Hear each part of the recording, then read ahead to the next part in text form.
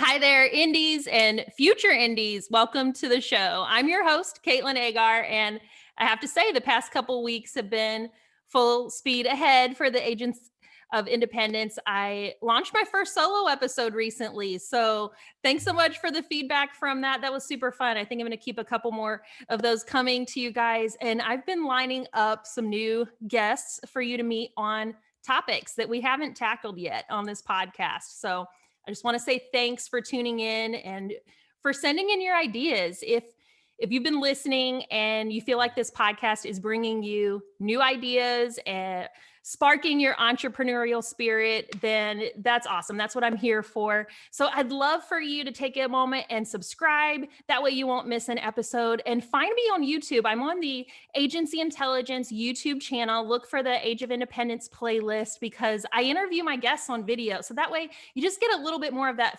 face-to-face feel, and the energy and vibe is different when you're able to feel like you're hanging out, chatting with us. After this episode, if you could take a moment and send me a DM or a message, I'd love to hear from you. If you have an idea of a topic that you want to hear about on the podcast, that's the best way that I can bring you content that you want to hear. Because let's be real, you're probably driving in the car on your way to work or slogging it out on your Peloton. So we might as well punch it up a little bit and make it worth your while. Am I right? So y'all, today I am so excited. I am here with the mayor, Heath Shearon, loyal indie champion and podcast host of Insurance Town.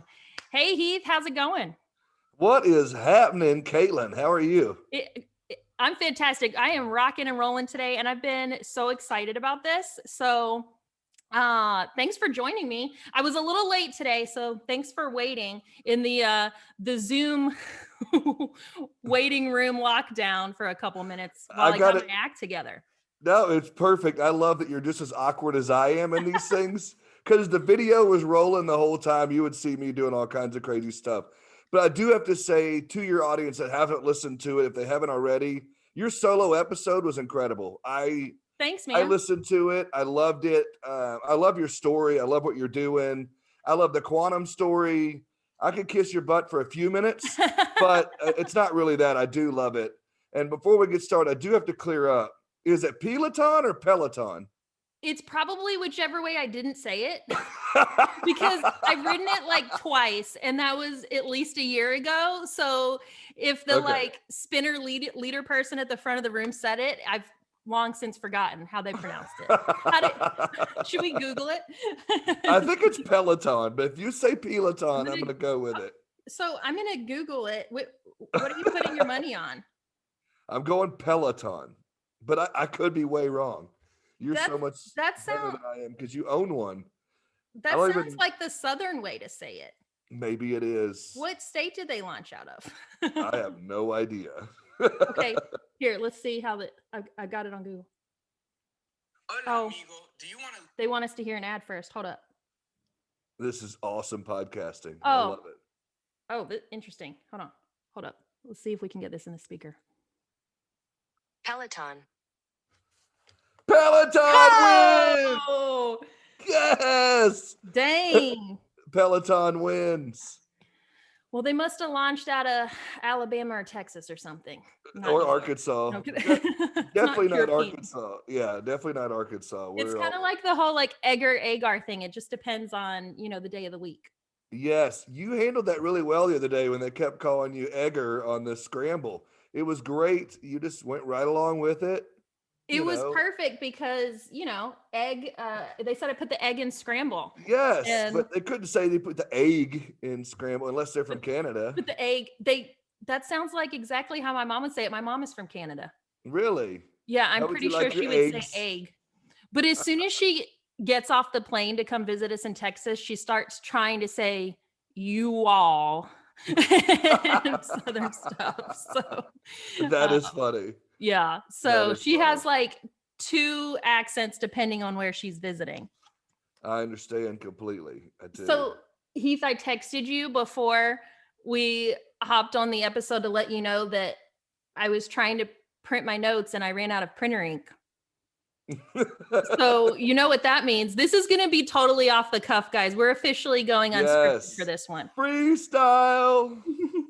Yes. Yeah. So, That'd be awesome. so I'm we have the podcast hosts that like to be prepared. Like I have to give props to Josh Lipstone because that man does not show up for a podcast without doing his research. Am I right? Right. Yes. Props to Josh Lipstone. And then we have people on the whole other end of the spectrum, like Jason Cass, who he likes to wing it and have a natural conversation and just go with the flow.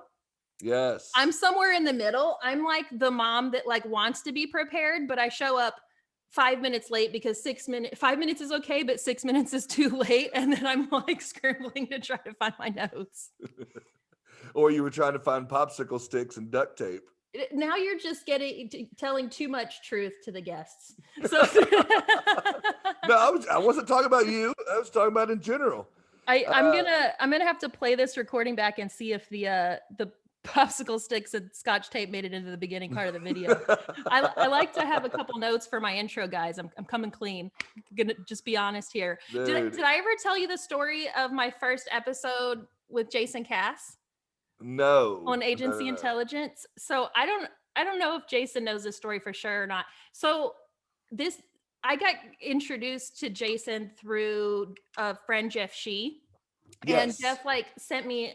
But Jeff didn't connect Jason and I on LinkedIn. Like, you know how sometimes someone will send a group text or a group LinkedIn message with multiple people on it. Yeah, he yeah, sent me a text and he was like, hey, check out Jason Cass's podcast. And, he wants to have you on the show. I was like, great. He's like, fill out the form, the link, his podcast submission form, you the guest intake form where you put in your information or whatever. So it was all set up, but I hadn't talked to Jason yet. I didn't know what the podcast episode was going to be about. So I kept texting Jeff Sheen. I was like, are you sure that I was invited to this podcast? And I was convinced that I was going to show up uninvited. That's to the Squadcast, and had no idea what we were going to talk about or where it was going to go, but it was the best episode. It was so fun, and I love that he can just wing it. He gets you warmed up with questions about your iPhone and life and stuff, and then he just dives right in. So Jason, you're a pro. I love that you did it that way, and it was gold. That's right. Yeah, I didn't even know if he was recording yet or not when we were on, and so I loved it. So I had an episode with Ryan Hanley this summer, and I was traveling in Baltimore. So we were chatting in the beginning, and then I realized and thought to myself, I was like, oh my gosh, maybe we're already recording. I'm not even sure. So I just kept chatting and I'd figure it out as we went along. That's right. So just so you know, you're officially being recorded right now, Heath, in case there were any questions. Good. Okay. So I figured because I muted when I burped a minute ago. So I want to make sure that it was muted. Well, you're perfectly multitasking then. Yes. So I feel like I should tell our guests, Heath and I are coming to this episode unscripted. So what can I promise you out of this episode? I can promise you 100% there will be some rabbit trails. And I promise you it'll be 97% positive. No, that's 100% truth. It will be positive. And I did not take my Ritalin today or for the last 6 years. So I will be all over the map. It'll be a great time. But between you and I and the podcast we've probably heard a lot of things that we've either never heard before or some cool ideas or some cool stuff that we've, latched onto for our own lives. I just think there's a lot out there because you started your podcast very shortly after I did. Correct? Yep. My podcast has been out about 3 months. Yours might be a little bit older than mine. Just a little bit. I started in April. Okay. So, and then you were on my show and it was a great episode, actually. Thank you so much for having me on your show. That was a really fun episode. We went into a lot of like backstory and kind of, I'm the agent who started out in the captive world and then transitioned over to the independent side. So hence the podcast name Age of Independence. It's all about just the huge opportunities that I see as an independent agent. Just there's so much that agents can accomplish on this side of the world. So Very true. that was a fun podcast. So what do you think now that you're quote insurance famous, which is a term that I think is super funny, that people chase after that and they want that. Are you one of those? Have you noticed the insurance fame now that you've been on podcasts and you got your own? And do people treat you differently now? People reach out a lot. So I think that's the cool thing about having a podcast is that I get to meet new people every week. People will reach out on LinkedIn and they'll just say, oh, hey, I saw you, or I heard this post and let's connect, right? Like they'll reach out on LinkedIn. And then that results in a lot of like Zoom meet and greets, as I call them, where you get to, hop on somebody's calendar, just chat. Mitch Gibson reached out to me just Friday and we just like set up a Zoom and he's like, hey, let's talk, like, nice to meet you. And so I love that part of it because how else am I going to meet agents in the independent world, especially nowadays? So send me a message. I'd love to connect with you if we hadn't had a Zoom meet and greet lately. And that way we can just chat and then spend, 15, 20 minutes getting to know each other. And I think that's my favorite part of it, Heath. How about you? Yeah, I would have to say the same thing. And, going back to part of my story is, I guess I've always been involved with the associations locally and nationally, whether it's PIA, Big I, whatever it might be. Although PIA is strongly, where I have my ties because my wife works at the PIA. Shout out to PIA of Arkansas. Woo-hoo. But on a national level, I've gotten to travel to a lot of different conventions, a lot of different events. And I show up at one of the events probably 3 or 4 years ago. And my name tag didn't say Heath Shearon. It said the mayor. And so you're like, it's working. Right. And back then I didn't even know what a podcast was back then. But it was cool. Like people, recognized me from different events and whatnot. And so, when I started my podcast in April, my wife was like, you have to be called the mayor and take on this persona of the mayor. And so I was like, how can I do that? And so anyhow, that's how Insurance Town was born, because people over the last 3 or 4 years would say, you're the mayor of Insurance Town. So the insurance famous bug caught me early. And then when I started the podcast, I say all that not to toot my horn or anything, but to say it does open a lot of doors that you wouldn't have opened before. And people that are so generous and so, open to bringing you into their world. People like Cass, who I used to idolize and think, oh my God, now he's just my buddy Cass that I talk to every week. Or, that's awesome. Someone like Ryan Hanley you used to see on stages and watch his videos and now he's just, no offense, but he's just Ryan Hanley. People are like, oh my God, Katlyn Eggar? And I'm like, it's just Katlyn Eggar. It's just Katlyn, the lady with the popsicle sticks and the scotch tape. 8 minutes late to the meeting. But at the same time, that's the coolest thing about our world. And, one thing that I do love is I talk to my kids about this, especially my 13-year-old. I've always been a big believer in the big fish, small pond and a small pond, big fish thing. Yeah. So which one's better? For me personally, I would rather be the big fish in a small pond. Right. And, that's why we're in insurance, right? Like we want to have our own corner. And I think that's something that early on I learned from watching my father work a restaurant or work a trade fair booth or work a whatever. But even down to, when I wasn't a producing agent, and I would go, I'd want to get in a specific niche. The best way to do that for me was to be the big fish, small pond and join the association of whatever class of business I was chasing. And so then I'm in a specific field, smaller group of people, and I could walk in and get to know everybody, work a room, be the loud, obnoxious guy. and people know me. And the next time I come and the next event I go to, I got real involved in writing hotels. And there was an association for Indians, that own the hotels. And I went, and they are really big in their traditions and their cultures. And I went and flew these cool kites with them one time out in the middle of the field. I was the only white person there, but it was a blast. And I don't That's mean that to awesome. sound racial, but I just meant, it was a really cool thing. And they knew me when I came in as the insurance guy. And here I am doing their cultural things. And I was getting involved with these, and they were having these kite fights where they could cut other people's strings down while the kite was in air. It's And so freaking awesome. dude, it was the coolest thing ever. But going to those things, and my stomach would hate me after, because Indian food and Heath Shearon don't mix very well. But again, going back to the, big fish, small pond thing, I think that's why, I always gotten to be such a big deal, or getting involved in your local associations, or people that want to be niche driven.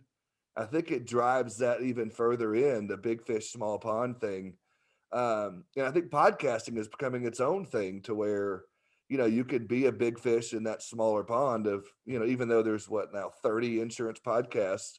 But Well, and the cool thing about that is that Jason Cass was the front runner and the trailblazer that really yes, proved that it could take off, because I think there was a point in time, if I go back, like, let's say 7 years ago, if someone had said, "Oh, do an insurance podcast," I would have been like, let's be real, insurance is boring. Ain't nobody gonna listen to that podcast, right?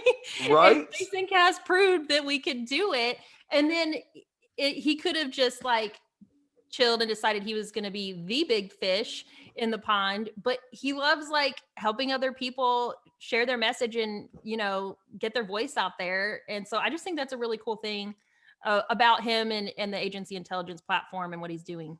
No, I completely agree. And, I think another person that, or another thing that pops up that we were talking about beforehand, was these cool reality shows that are popping up all over YouTube, or, LinkedIn or Facebook or whatever. And I teased with Bradley Flowers, shout out to Bradley, that his Making the Donuts show. Have you seen that? That is Yeah, like my favorite reality show on TV. I think like 1 or 2 nights ago, I was, like when you're scrolling Facebook and like videos will pop up, and I love the Making the Donuts. And I watched the one, it wasn't called Behind the Scenes. It was like another word for behind the scenes. I have to go find it. Oh gosh, Bradley will know which one I'm talking about, but it was so funny. And it like showed his like portal, and we got to like meet his staff, and it was so cool. So I think like I'm super excited that insurance is taking this path, because it started with, events, then podcasts. And I think that the reality stuff, the like real life stuff, is what people really want. Because so we've got the reality show coming out with David Carruthers, Killing Commercial, like so cool. I've been wanting somebody to do something like that for so long. Yes. Check that out on YouTube, y'all. That is like real life stuff. And it's a real show. I think that it's going to be going on for a couple months before they even announce the winner. They have real challenges. And have you seen that yet, Heath? Yes, I have seen all the trailers, and I've watched all the different coaching videos and whatnot. And I'm super fascinated by it. And the same thing goes back to, with Bradley's show. I think it's just more that pulling back the curtain and letting people see what goes on in an agency, or what goes on, and some of the dumb things. Like one of them I watched, and I say dumb, not to offend Bradley, but they were throwing paper airplanes in one episode like a couple of weeks ago. And I was just like, why am I captivated watching insurance agents throw paper airplanes? But it just showed the realness of the office and the culture that he's building. And there was an episode where Bradley was out of town, and his staff was making fun of him, and they were teasing him and pretending to be him sitting at his desk. And it just shows there's real people in these agencies. And like when that client calls, like, oh, I watched you, on that show, or whatever it may be. It's just that pulling back the curtain. And if you think about it, okay, tell me you're this mom. Are you an HGTV mom? So, yeah, I like HGTV, but I Okay. only see it when we're traveling, when it's on in a hotel. We don't have a TV. Okay, so I mean, or Bravo or whatever show. But think about, like, real estate wasn't really sexy until $1 Million Listing came out, or Yeah. rehabbing homes wasn't really a Yeah. sexy thing until HGT blew up with, Chip and Joanna Gaines, or there's one actually out of Bentonville, Arkansas right now, which is super cool on HGTV. And then there's like all these different shows, Flip or Flop or whatever it may be on HGTV. Fixer Upper, my personal favorite. Yes. Hey, Chip and You Joy, know, Texas. Woo. yes, they're listening right now. You know that. But maybe if I tag them, good idea. Thanks. Yes. See, now you can tag them and you can get some more listeners on that. But truly, though, I really think the same thing could happen with insurance. You know, insurance may not be, to me, it's awesome. And my wife and I talk about it a lot. We're both in the industry and both of our fathers are in the industry. And, you know, we joke around about, you know, she doesn't think it's sexy and fun. And I do. And she's like, you're a dork. But at the same time, if you look at that from that perspective, maybe this, you know, the Killing commercial and the protege and making the donuts and stuff like this will make insurance sexy again. And maybe it's something that if you're an agent listening to this show, you might be able to start doing the same thing. Start your own reality show. You know, so quick rabbit trail. Speaking, you know how you were talking about like home renos didn't used to be sexy? Yes. Y'all need to Google Power Home Remodeling. It's a company that they don't have like a reality show that I know of, but hey, the kiddos just got back from their little field trip. But nice.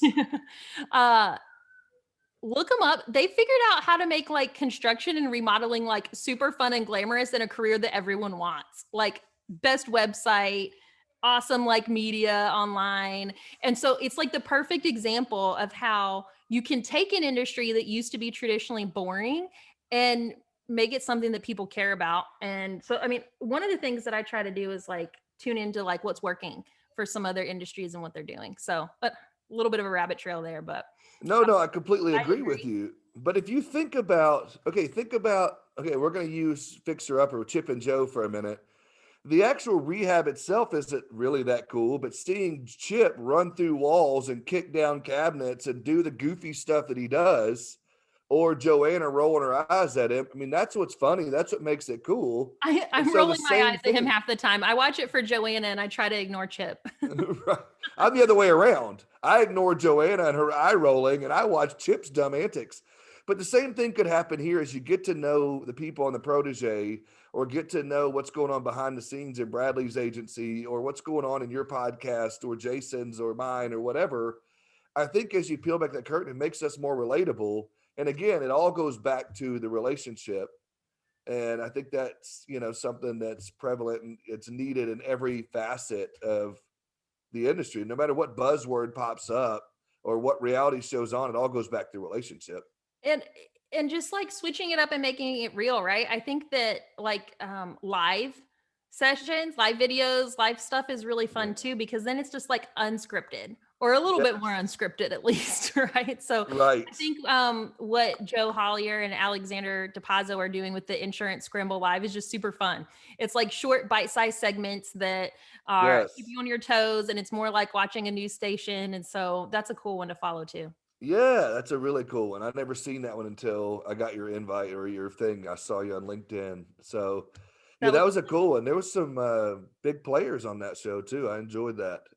Nicholas Ayers, Jeff Roy, Bradley Flowers, all good stuff on that episode. So find them on Facebook because that episode is still up. It has some good stuff in there. But did you? So I don't know if you follow Grant Botma, but he posted on Facebook recently a post titled like, why is insurance so boring? And that might not have been the exact words he used. Sorry, Grant. But the gist of the post was like, it's been perceived as boring, but it shouldn't be because of all the reasons that you and I were just talking about. Hey, it's life-changing. It's a great career. The behind the scenes stuff is hilarious. So like, why do you think insurance is boring? So he has a podcast episode on that out right now on the Stewardship podcast, if you guys want to check it out. But what do you think, Heath? Like what you said that, you know, some of the people in your life don't think that some of the stuff that's spicing it up is a little cheesy. So, you know, what are your thoughts? You know, I think we should title this episode the Name Dropper episode. We just keep dropping everybody's names. But no, I think that the more I'm into it, now I'm an old guy. I've been in this 20 years almost, 19 years now. And it progressed as it gets more and more sexy as it goes on. Either I'm just getting older, or I truly do think it is. And I think that a lot of it has to do with the technology that's coming into it. It's making our space that much smaller. I think that's due to the players that are involved and they're coming out and showing who they are and what they're, because you could probably drop anybody out of a plane in Montana or in Nevada or anywhere for that matter and say the name Jason Cass, Ryan Hanley, Katlyn Eggar, name drop any of those people we've name dropped, Nicholas Ayers, and they'll know who they are. And I think that's something that's totally different than when I first got in it in 2002. And I think that it's interesting from that perspective, and the amount of collaboration. I really feel like, again, name drop it, Nick Ayers, and even you have to drop in Dave Jackson for creating IAOA and making our world that much smaller and making collaboration sexy to where if someone's got an issue or has a problem within their agency, they could jump on, type a quick question within 10 minutes. They've got 47 answers to say, here's what we do. I think, in my opinion, that makes it sexy. And then I just think that, when you hear what people are doing and different ideas, because something that you're doing in Texas is something totally different that I would think of doing here. So I could be able to say, hey, why don't I try that, whatever Katlyn's doing, see if it works. If it doesn't, screw it. I'll toss out the window and try something new. It doesn't hurt anything. Yeah, I think agents are definitely more connected these days. And I think it's two different things. I think one is like, hey, maybe like explaining cyber insurance or workers' comp or like save money on your insurance. Maybe that part is a little boring, but growing a business isn't boring and entrepreneurship isn't boring. And so I think a lot of the like success stories that you just mentioned are people that are showing the behind the scenes of building a business, the behind the scenes of like team building and entrepreneurship, like going to work every day. And those are things that everyone can identify with. Maybe they don't like give a rip about like car insurance, bodily injury and all that stuff and, getting a quote, but it is kind of cool to like see a small business growing and the strategy aspect of it and the networking aspect of it and like how to build your brand on LinkedIn and stuff. So like when I interviewed Nicholas Ayers the other day, we talked a lot about his CRM at Better Agency and like why it's so important for agents to have a solid CRM in their agency. But that we didn't stop there. The podcast was about, tell us as the chief marketing officer, like, what do we need to know about marketing? What's the difference between marketing and branding? Do you need to like set up your brand first and then hire a CMO? And so it became a topic that evolved into something that was wider that I think people could identify with. No, I completely agree. And I think I was going to say, I've had some interviews on my show to where, the subject comes up of, more agency principals and agents and CSRs are more focused on that marketing piece more than they are just selling something. And I think that leads to more sales, obviously. And, as you mentioned, or as we talked before the show about what trends we're seeing, I just kind of scrolled through just for a matter of 10 seconds on my LinkedIn before I jumped on our Zoom call. And I was like, content creation, everything I saw, and maybe it's just my feed, but it was about how to create better content. And I think that makes insurance fun. It's not just about standing up there. Now, if you go back to, and I'm going to shout out Ryan Hanley again, his road graphics are so good. They are good. But if you go back to 5, 7, 8 years ago, it was crap. It was just him in front of a camera, and he'll say that. And the Your camera. words, not mine, Heath. Say what? Your words, not mine. Right? I love him. He knows that. But I mean, he'll even say that it wasn't the best stuff, but it was just him standing up there and talking about, like you said, car insurance or get a quote for workers' comp or whatever it was. And that alone wasn't sexy, but he was a pioneer in that creating video content. And now you look and you see the different stuff that's out there. And a lot of times you'll see the content creation is not even about insurance. It's just about something in general. You just happen to be an insurance agent. And that's, you talk about Mitch. One of the things that he does that's so great is, he has his own little local podcast in his town highlighting his people.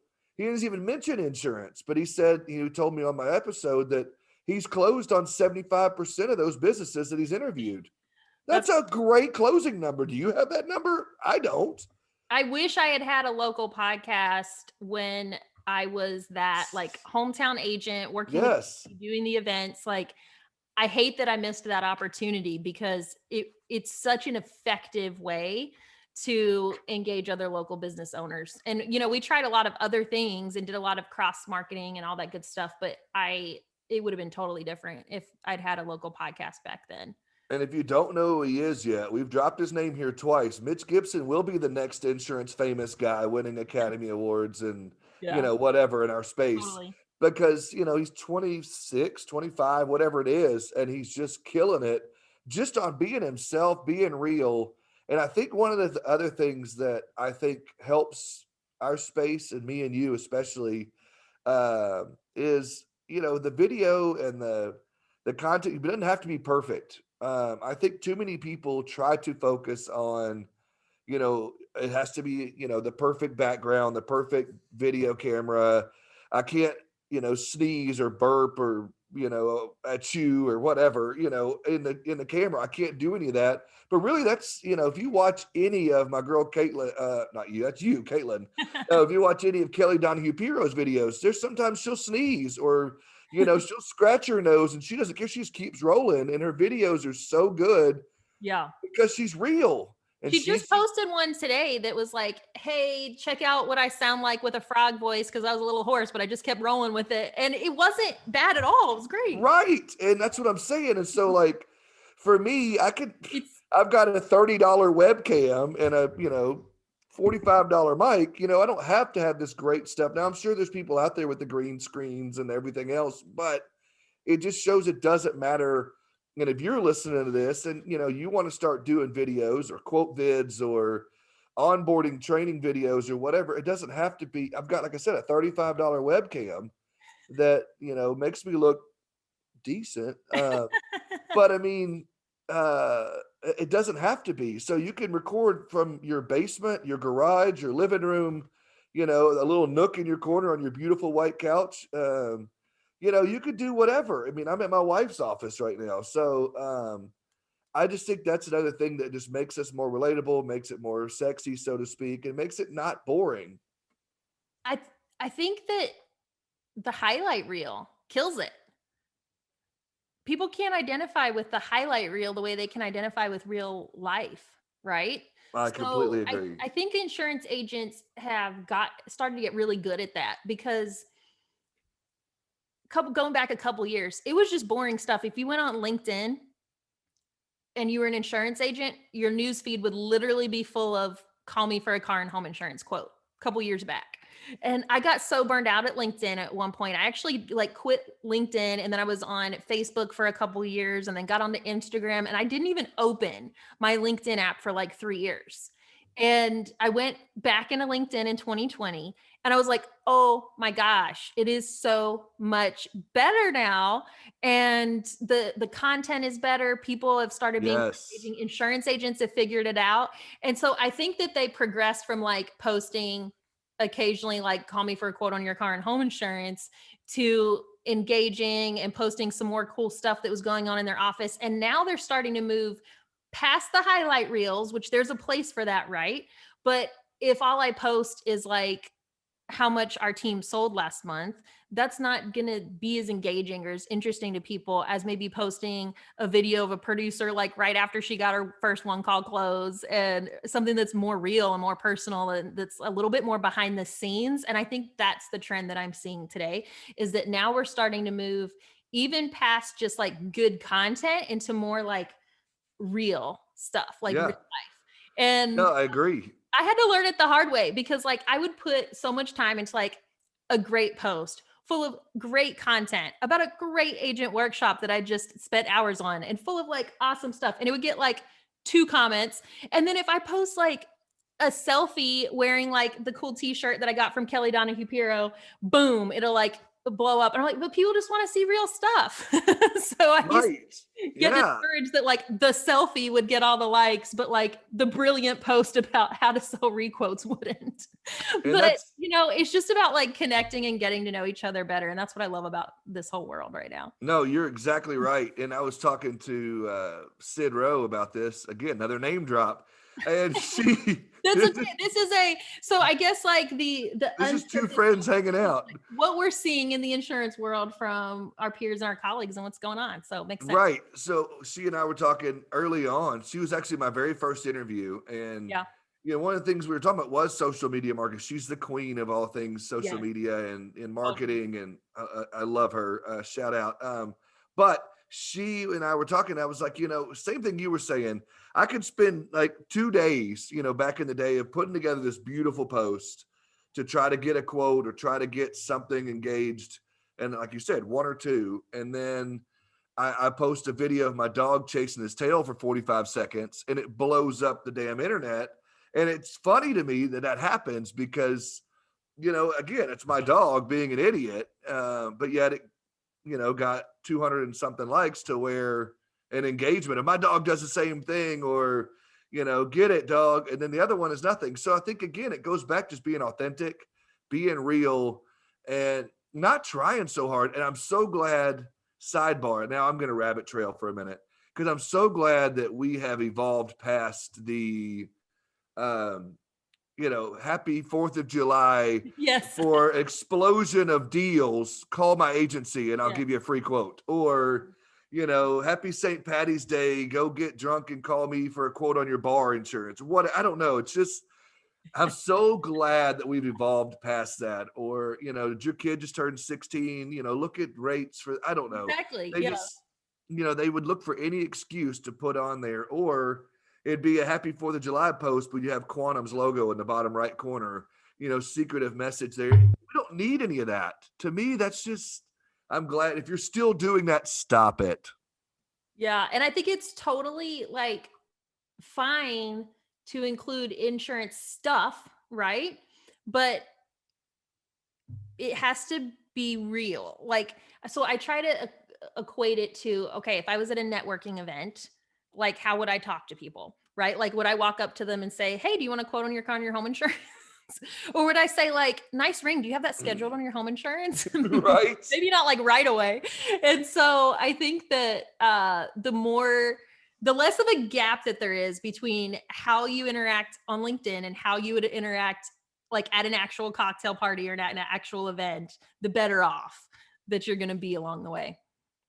Yeah. And, one of the things I'll try to tell people that I consult with in putting out posts is, try to, do you remember, and maybe you don't, but, when you go to a networking event or whatever, they would have those icebreaker type questions, whether, so I try to tell people, try to think of some of those like for once a week to post something like that just to get engagement. So, my wife posted on, the PIA website, what do you think about insurance? But it was, if blank was an Olympic sport, I would have a gold medal, period. Procrastination. There you go. And so literally 107 people commented on that within like 24-hour period. So number one, it's not necessarily about insurance, but it's getting engagement. So now my wife, and my wife knows now what those people are good at. So now if you were to post that, my wife would know, okay, so if I ask Katlyn to do anything for me, it's going to be done the very last minute or late because she procrastinates. Yeah. Or, someone else says, woodworking. Well, if I ever need anything done in my, at the house, I can call Joe Schmo and they could do that. And I love that. Yeah. And so little things like that. Or, I had her, post something on there one time about what is your Starbucks order? And again, blew up, with so many comments of people saying, I like a whatever that strange Starbucks order is. So now she knows when she goes to XYZ's office, she knows exactly what to bring them. She can surprise them with Starbucks or whatever the local coffee shop has similar. So it may not be about insurance, but it's engaging and it helps you to build the data in your mind to know, not to get into the old buzzword of data, but it does help you to know, so it doesn't always have to be a post about Facebook. It could be those silly icebreaker questions.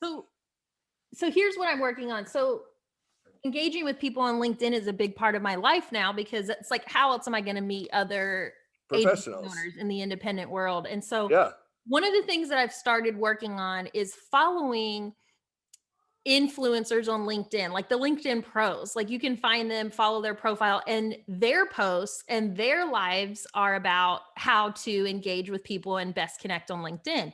So a lot of times it'll be someone who's in consulting or personal branding. And if you follow those people, like the people that have like 33,000 followers or that get 1 million, views in however short amount of time or whatnot, they're constantly putting tips out there. So it's one thing to hear it from me and Heath, but find some of those people that are outside of the insurance world and figure out what they're doing. So there's a lady, Amelia, that I'm following, and she does personal branding.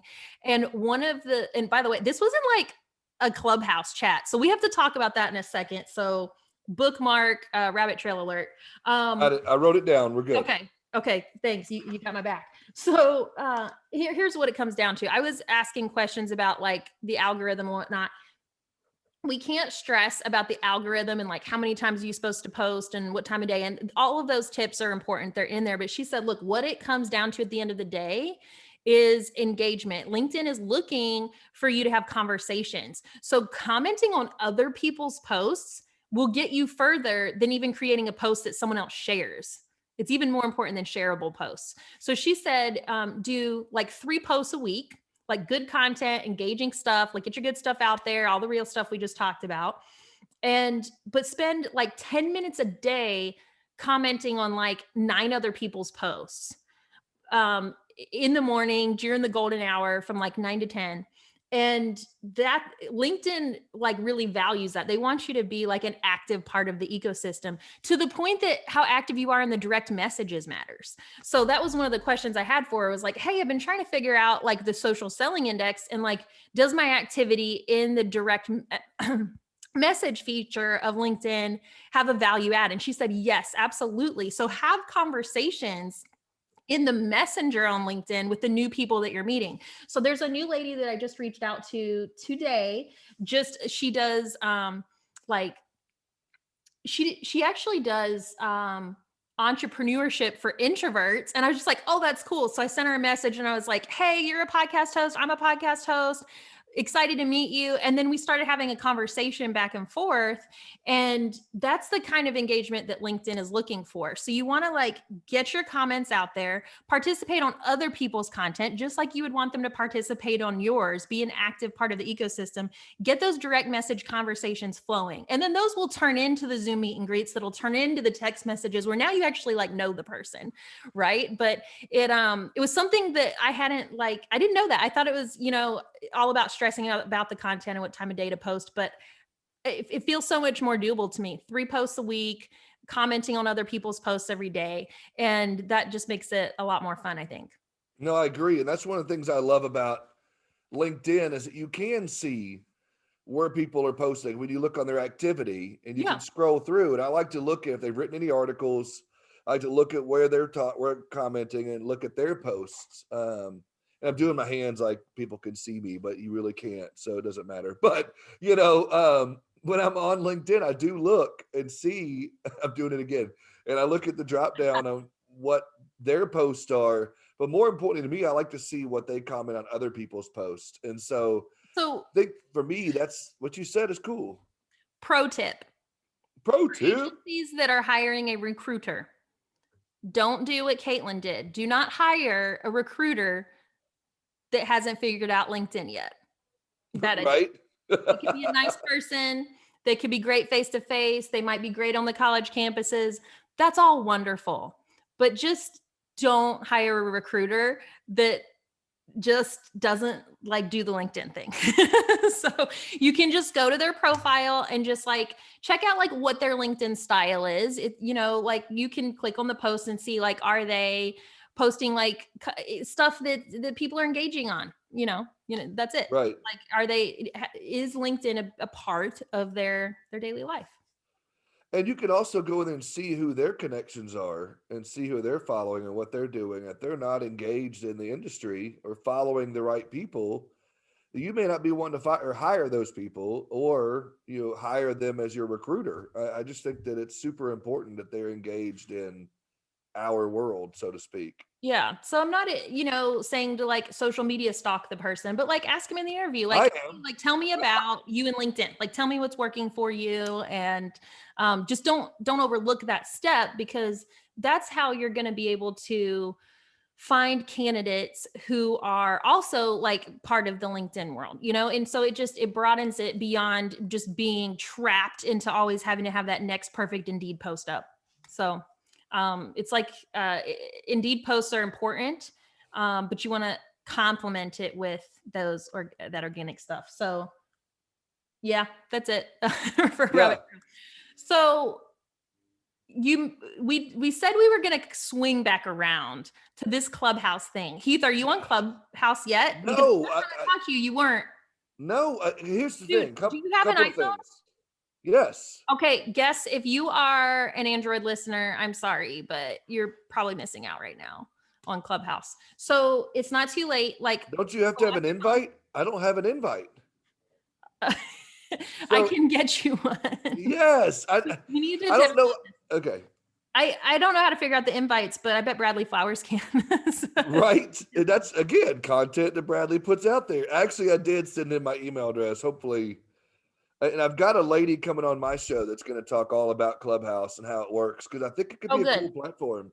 It could be a really cool platform. So I will totally listen to that one. I think it's fun.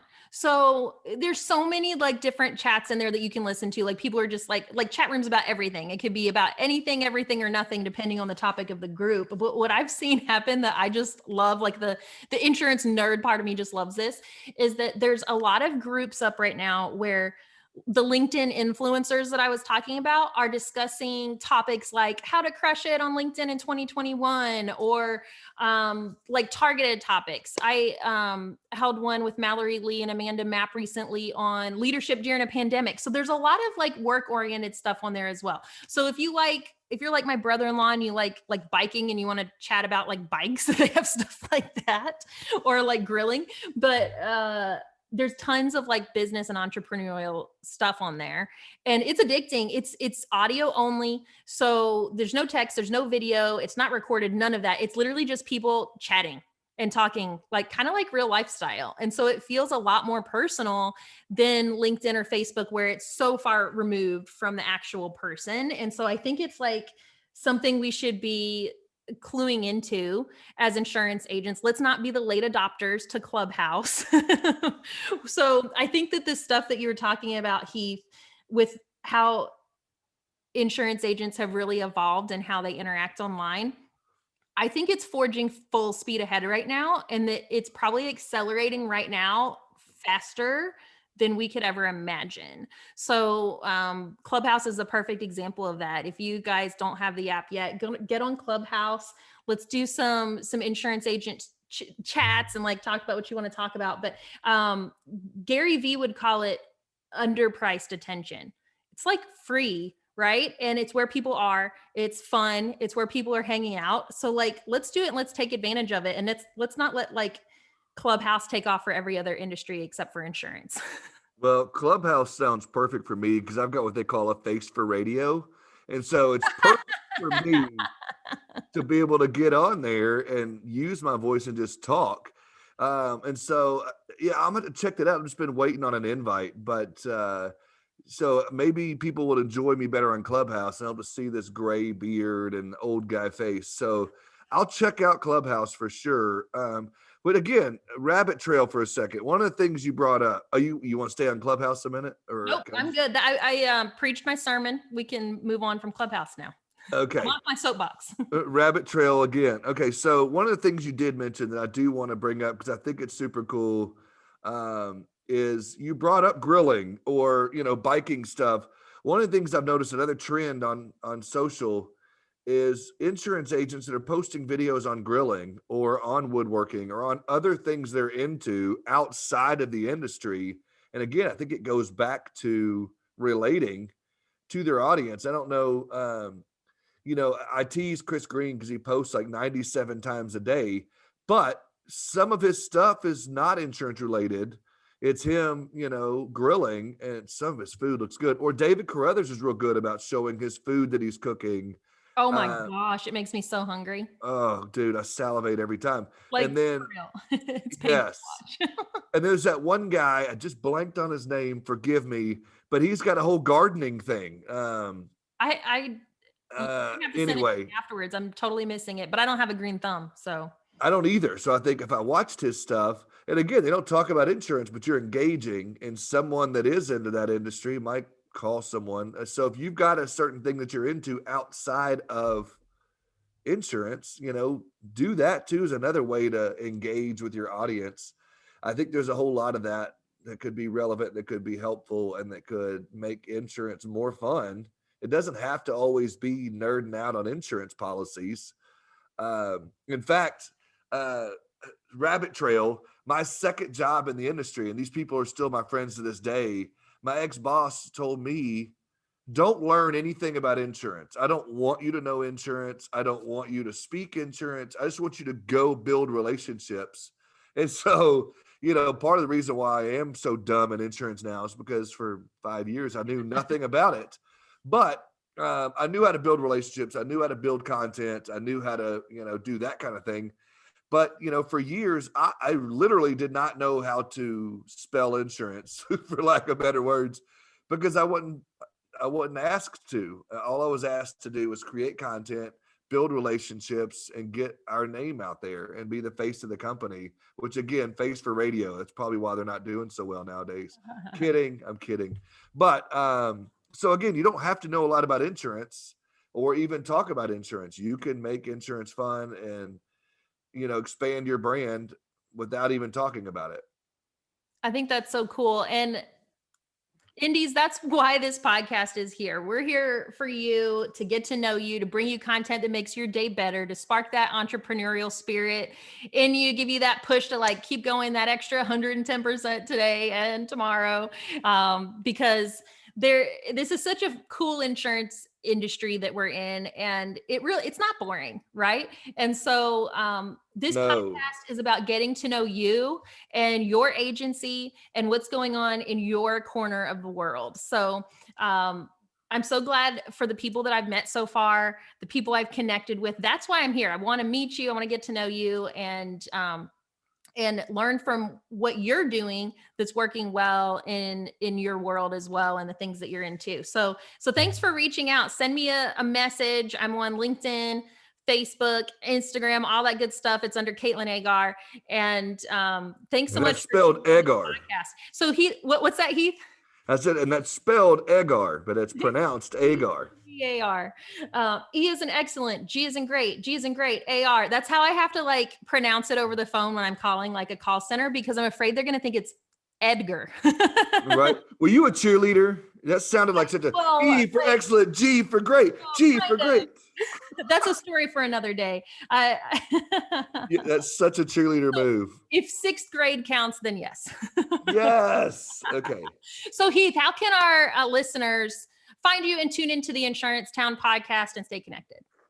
Okay. So my email address is heath@insurancetownpodcast.com. On Facebook, you could just find me and type in my name, Heath Shearon. And again, it's SHEARON. And then I'm on LinkedIn. But, you can usually find me. And my cell phone number actually is 501-425-3306. It's one of those Google numbers. What's that, right? One more time? I interrupted you. No, it's 501-425-3306. And so I like getting text messages and people, like you just said several times, thank you for reaching out, because you mean that when you say that, because people do. Every week I get a different message, or 3 or 9 or 100, that from people saying, hey, thanks for this, thanks for that, or that episode sucked, you need to do this, or this was great, do that. And so, I think it's cool. And I know you mean that when you say that, because it is cool to hear from the audience. And so what's the number one thing that you wish someone would text you and ask you, or what do you want to hear? What would make your day? Oh man. Well, if you ask my wife, what would make my day would be someone telling me how awesome I am. But as far as the show relates, I love when people, give feedback one way or the other. like I was telling you before the show, my episode with Matt Namoli, my microphone messed up and it sounded like I was in a fishbowl. And I had several people that would be like, dude, what was wrong with your microphone? You sound like you're in a fishbowl, or, your mic sucks, get a new mic. On the one hand, I could look at that as, oh man, but they cared enough to send me an email to say, fix your mic. And so before I got on this one, I wanted to make sure the mic worked and everything was good. And I love when people say, hey, and shout out, we haven't shouted this name out yet, I don't think, but Chris Paradiso is really good about connecting people. If you ever want to get to know somebody, connect to Chris Paradiso and he will connect you to his whole world. But he'll always send me, hey, have you met so-and-so? Here's their email address, or he'll put me on a group text with somebody and say, you really ought to interview so-and-so, or they've got some really cool content you should learn about. And so I love when people give me show ideas or guests that I don't know about, because if you listen to enough shows like mine or yours or Jason's or Ryan's or the insurance guys, you're going to hear a lot of the same guests that make their rotation like you did or like I've done. And you might hear the same message, on every platform. So I enjoy, and so do you, I'm sure, when you get somebody that people haven't heard yet or that haven't been around the circuit. So give me some of those names too. I think that's a great idea. I think when y'all are reaching out, like, give us a name of someone that you follow who's maybe not in insurance. There you go. Let's see where we can go with that and get some exposure to people outside the industry too. So great ideas. Thanks for joining us, Heath. You're doing great things on your podcast, Insurance Town. It's just all about connecting people in the insurance world. And I love that. Indies, future indies, for those of you who are in the captive world, getting ready to transition to independent. Thanks for tuning in. This podcast is about you. The Age of Independence is here, and the opportunity has never been greater to grow and scale our agencies, build teams to levels of greatness, and to transform a new version of our agencies in 2021 that makes insurance fun again, creates more opportunity for our teams and the people in our community. And we're just going to have so much fun along the way. So this is Katlyn Eggar and Heath Shearon tuning out. Thank you so much for joining the show. Talk to you soon. Bye-bye.